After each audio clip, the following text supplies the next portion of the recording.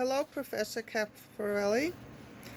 This is Mary Dickson-Compton, also known as Mary Lee Dickson, and my presentation is on proper clinical documentation.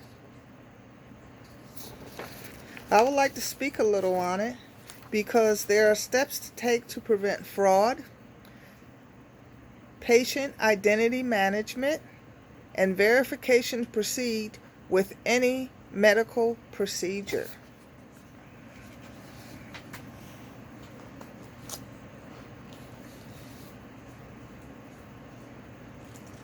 The importance of keeping record documentation is vital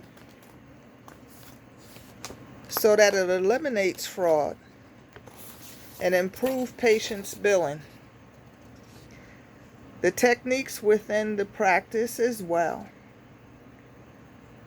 I had a situation going on where the physician returned my call and informed me that lunch was a walk-in time for emergency and that I could come into the office then. I went in and signed in, but his receptionist, however, did not recognize me as a patient for that day because I did not have an appointment, and informed me that they only accept appointments and never has there ever been any walk-ins. She further informed me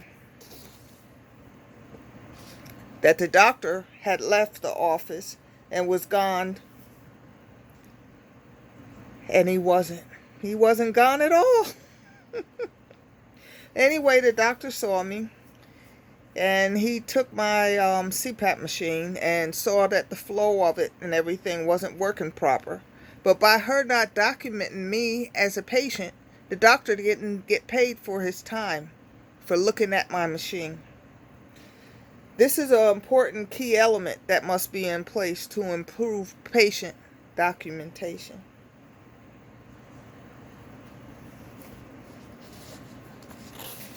Importance of accuracy and handling medical documentation is very important. It ensures routine quality patient care and that we meet the legal and ethical obligations, updating records regularly in chronological order. It shows continuous care in response to treatment and should include date of service rendered along with lab routine that may be also a part of the record. It's crucial that any relying referrals are accurate with this clinical documentation. And one rule of thumb to remember is it's better to err on the side of caution and include too much information than to have too little. Because as the old saying goes, and the rule of thumb, if it's not in the record, then it didn't happen. Being current and up to date with any information on accuracy is important. My slide 4 is on improve patient documentation and safeguards against irrelevant data.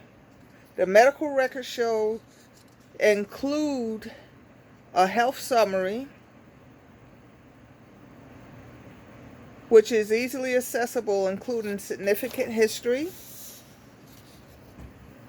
and medications, your allergies, and having those safeguards in place actually is crucial for when there's audits as well, should there be a legal matter that may come up in the future. My slide number 5, improve patient documentation. The key elements to improve audits are essential because accurate coding and reporting of services are critical aspects of proper billing. A clinical documentation chart with information about a patient has medical information that is collected and for all purposes of treating the patient at a minimum, It should include progress notes, patient demographics, specialist letters and other correspondence, your x-rays, your scans, your test results from labs, or your photograph, digital recordings, appointment books, accounts, as well as any other relevant legislation for the record keeping. My next slide, which is number 6, is on patient that had breast exam and prior surgeries. This patient has had a breast exam and also had prior surgeries leading up to a ductal carcinoma invasive tumor in the right breast. And the record states that the times and no dates. The dates are vital, as she has to have this procedure over again, and insurance would only cover within a 6-month span unless it was critical, life-threatening situation. The scenario here of this documentation does not show the E&M requirements for it to be a critical situation. Therefore, the payment may be denied, and client may have to pay out-of-pocket expense for the procedure. It is important to know that the procedure is going to be compensated for. Now, my slide number 7 is on a patient who was resected procedure of polyps and was omitted, and not all was resected. This is a male patient who's 70 years old. He suggests that he needed further treatment. Same scenario here. Only thing is, by him being 70, he would be coded under a situation as newborn. Newborns would need authorizations from their parents or whoever is responsible for them to sign for whatever procedure it is that they're going to have. This man is also testing that he understands the procedure, the anesthesia and all, but it didn't mention anything about the surgery. There's no signature on file, no authorization or anything. Had there been so, then the clinical RN of anesthesia is one section, but the procedure is another section. So therefore, they don't tally both together. Proper documentation is important when it comes down to anesthesia requiring a procedure to be done. And here, this is not the case. The 70-year-old should have had some significant mark or something dictating that the procedure is authorized after the administration of the anesthesia. Now, my slide number 8 is on one must be good at performing with documentation to know all the inside rules for handling of medical records, charts, and are to be edited and follow CMS guidelines, federal, state, and local laws, hospital bylaws, and accreditation standards too. Verifying the validity of information on entry when possible, checking the duplication and conflicts, control and limit automatic creation of information, monitor corrections and additions to the medical record. For this position, it must be one that don't have a problem with sitting, because it requires a lot of sitting to get the job done. My next slide is slide number 9, where this patient has a chart, and it's a prime example of what overbilling is about. The patient comes in to have a cyst removed off her face, but yet and still The evaluation and management level of coding is that it's a critical, life-threatening situation, and the patient is hypothyroidism, and hypothyroidism and a cyst that's visible on the outside that doesn't require any scope or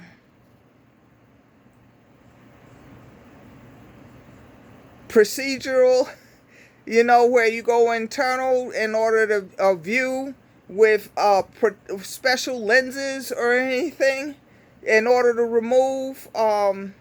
It's just a matter where it's overbilled, and there's a possibility that the claim may be forfeited over to the patient for all the services that was rendered, as the private payer would not pay those expenditures according to the CMS guidelines.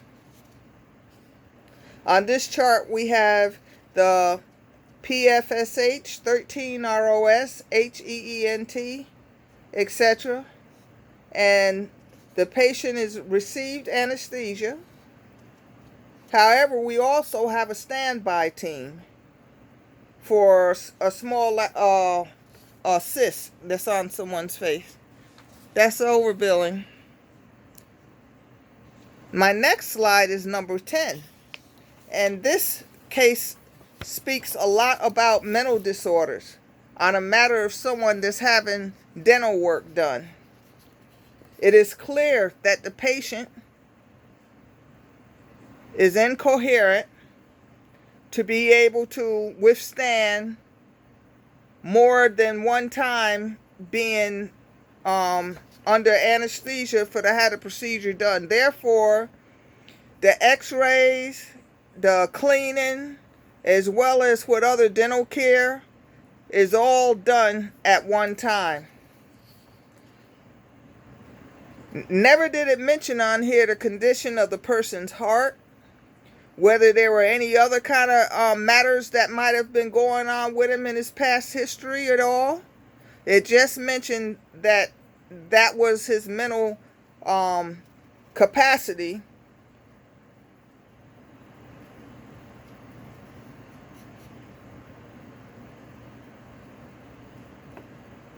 And no matter what is being formed on the patient has a profound disability and requires special treatment for dental treatment.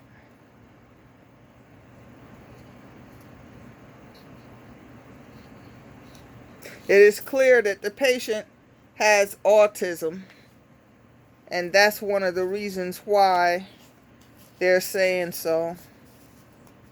They're using precautions and getting everything done as possible. This one is on my references, my reference page. And my final page is completed with my MCCG 262 course, Professional Coda Practicum 2. That is taught by Professor Mary Caparelli and myself. If this presentation was done by Mary Dickson-Compton, who's a student, also named Mary Lee Dickson of Bryant Stratton Online College.